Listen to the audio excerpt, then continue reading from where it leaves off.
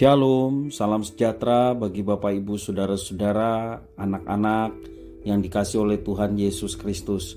Berjumpa kembali bersama saya Pendeta Eka di dalam renungan firman Tuhan pada hari ini, Rabu 13 April 2022. Sukacita dan damai sejahtera dari Tuhan Yesus Kristus kiranya menyertai kehidupan kita sekalian. Puji nama Tuhan. Sampai pada pembacaan kita pada hari ini, Mazmur yang ke-88, kiranya firman Tuhan memberkati kita sekalian. Baik, sebelum kita akan merenungkan bagian firman Tuhan hari ini, kita akan terlebih dahulu berdoa bersama. Tuhan Bapa di surga, di dalam Yesus Kristus, kami sungguh bersyukur dan berterima kasih kepada Tuhan yang memelihara hidup kami dan kasih setia Tuhan yang nyata sampai hari ini.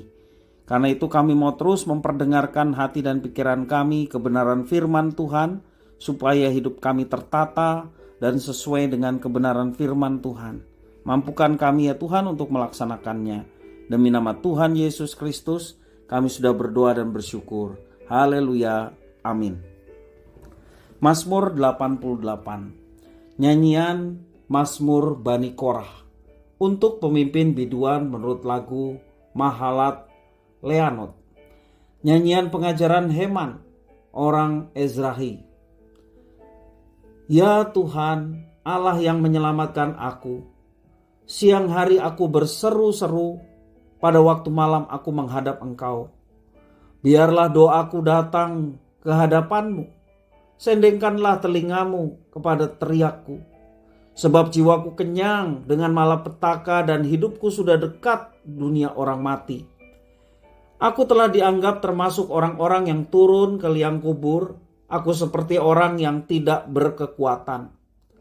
Aku harus tinggal di antara orang-orang mati seperti orang-orang yang mati dibunuh, terbaring dalam kubur yang tidak kau ingat lagi, sebab mereka terputus dari kuasa-Mu.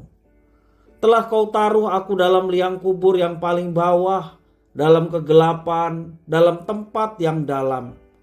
Aku tertekan oleh panas murka-Mu dan segala pecahan ombak-Mu. Kau tindihkan kepadaku. Telah kau jauhkan kenalan-kenalanku daripadaku. Telah kau buat aku menjadi kekejian bagi mereka. Aku tertahan dan tidak dapat keluar. Mataku merana karena sengsara. Aku telah berseru kepadamu, ya Tuhan. Sepanjang hari telah mengulurkan tanganku kepadamu. Apakah kau lakukan keajaiban bagi orang-orang mati? Masakan arwah bangkit untuk bersyukur kepadamu? Dapatkah kasih-Mu diberitakan di dalam kubur dan kesetiaan-Mu di tempat kebinasaan? Diketahui orangkah keajaiban-keajaiban-Mu dalam kegelapan dan keadilan-Mu di negeri segala lupa? Tetapi aku ini, ya Tuhan, kepadamu aku berteriak minta tolong, dan pada waktu pagi doaku datang ke hadapan-Mu. Mengapa ya Tuhan, kau buang aku, kau sembunyikan wajah-Mu daripadaku?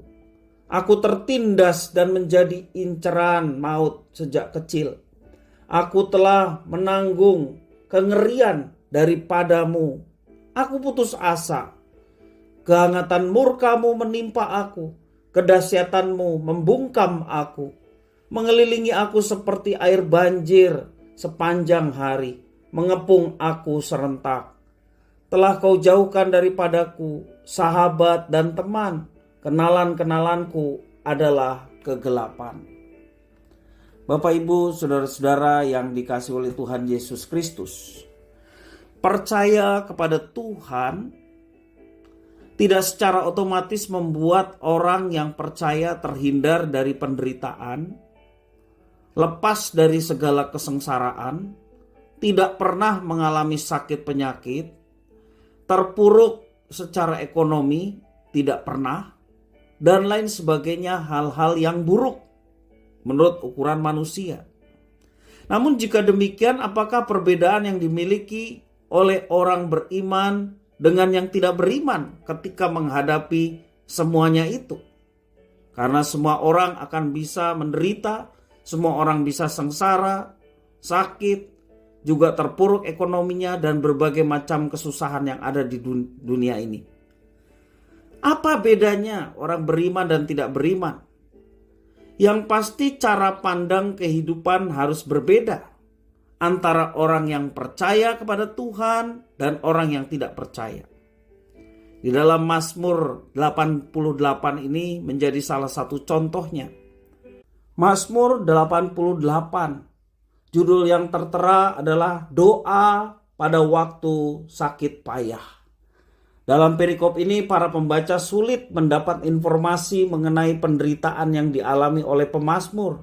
Hanya beberapa petunjuk kalimat yang memperlihatkan kondisi pemazmur yang seperti dalam keadaan putus harapan.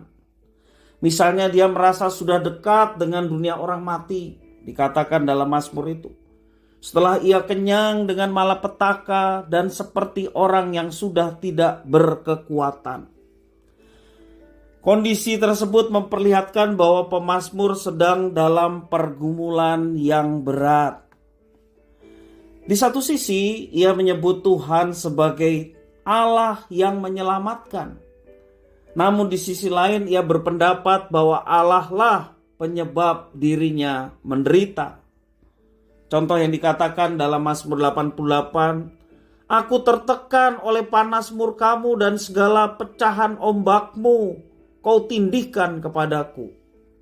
Satu perkataan yang menganggap bahwa Tuhanlah yang menyebabkan pemazmur menderita. Kehangatan murkamu menimpa aku, kedahsyatanmu membungkam aku. Sepertinya pemazmur merasa merana sampai ia mengatakan bila orang sudah berada di yang namanya dunia orang mati, Sheol, maka seluruh kehidupan akan berakhir. Hidup menjadi tidak bermakna lagi. Ia pesimis bahwa Tuhan ada di dunia orang mati untuk mengasihi dan membangkitkannya dari kematian. Meski ia tidak dapat hidup bersama dengan para sahabat, masih tersimpan nada-nada optimis pemazmur yang tengah berharap kepada Tuhan.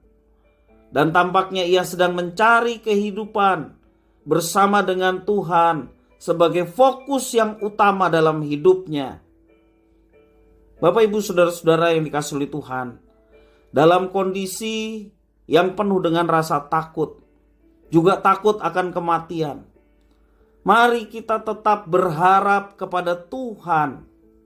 Yesus berkata, akulah kebangkitan dan hidup. Barang siapa percaya kepadaku, ia akan hidup walaupun ia sudah mati. Yesus menjanjikan kehidupan yang akan datang dengan memberi kebangkitan kepada kita. Kita mendapatkan tubuh yang baru. Kita mendapatkan Yerusalem yang baru.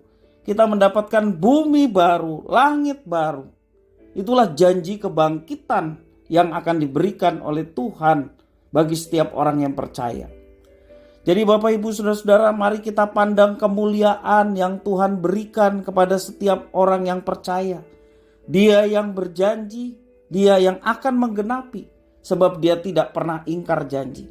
Karena itu dalam situasi kondisi apapun yang sedang kita hadapi, mungkin kita sedang mengalami ketakutan, takut akan kematian, takut akan persoalan-persoalan yang tidak terselesaikan, bahkan terus menumpuk dalam hidup kita. Bapak, Ibu, saudara-saudara yang dikasihi Tuhan, mari kita pasrahkan sepenuhnya kepada Tuhan.